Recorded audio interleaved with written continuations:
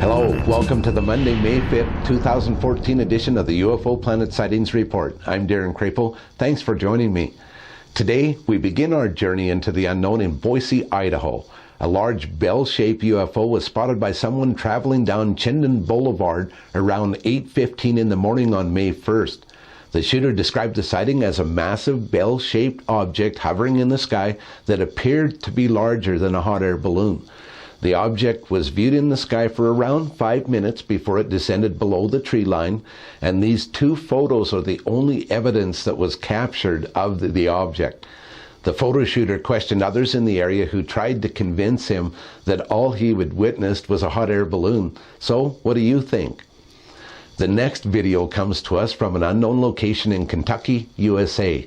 The person who shot the video says he received a lot of criticism from his family when he told them about the UFO sighting, but that wasn't going to deter him. That one's pretty extreme too.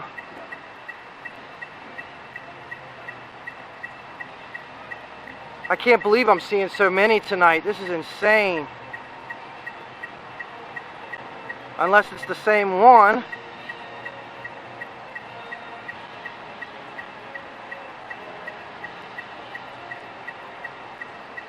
The shooter says that he shot multiple UFO videos that evening, but only submitted this video, saying that he wasn't going to provide any more details or videos until a researcher contacts him in person. If I can make this recommendation to people who submit videos and photos for research, it would be to be sure to include all the information with your submission so that researchers just don't pass right by it. The easier you make it for them, the more likely that they'll investigate for you. Midwest City, Oklahoma is the scene of our next sighting report. From the sounds of the video, a family witnessed the sighting together as parents can be heard dropping the F-bomb as children are talking and playing in the background. Watch the babies. I can't even see it.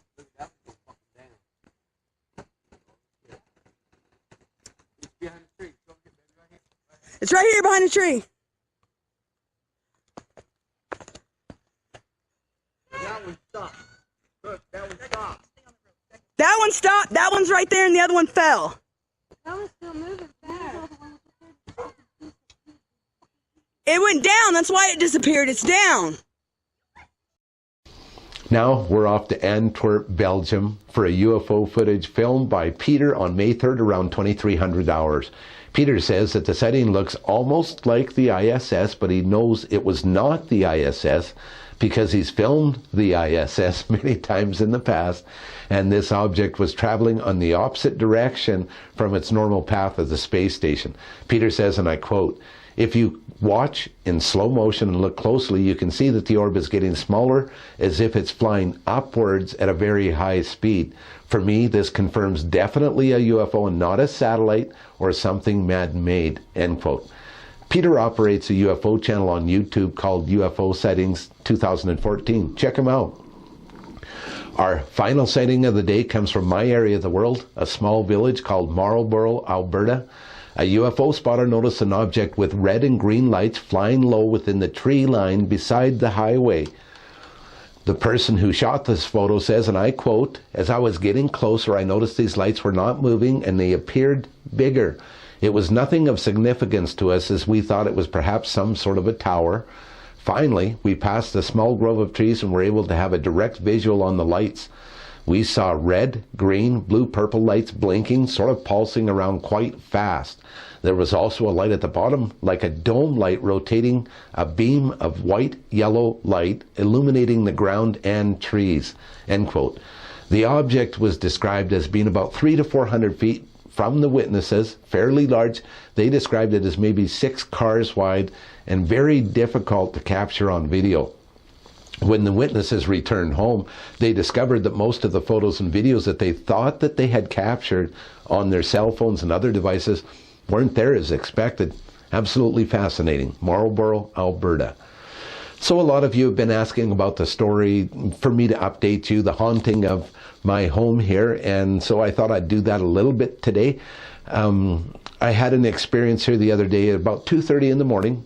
I was awoken by a large crashing sound in my home, and I came down the hallway to my studio where the sound seemed to originate from, and one of my monitors that's been mounted for over a year decided to fall off or come detached from its base and crash to the floor. And then I did a little bit of looking around, and the screws that hold the base into the monitor were actually removed, and I put them in there myself, so your guess is as good as mine as to what it was. And then when I was recording the Saturday show here, I was sitting here recording the program, and as plain as day, I heard the sound of a little girl's voice out in the hallway that said, "Hey there, Darren." And so I stopped recording. I thought someone had come in my front door because I had it unlocked, and had come into my home and was trying to get my attention. But when I got out there, the hallway was dark, and so was the rest of the house, and there was no one here. So those kind of things continue to happen. I have no idea what they are. They never harm me, but they certainly have given me heart palpitations from time to time. Nonetheless, it's kind of exciting to live somewhere that has that going on. I don't recommend it for the faint of heart, though. If you've seen a UFO or had a UFO encounter recently and would like to share your experience with us here on UFO Planet Daily Sightings Report, drop me an email, darren@4u2ctv.com. Please include the date, location, and description in the body of the email. I promise you, I look at those videos first. If I have to go looking for the information, they might not even get looked at. So keep that in mind when you're submitting. I appreciate everyone watching the program today. Have a fantastic Monday, and I'll see you tomorrow on the UFO Planet Sightings Report.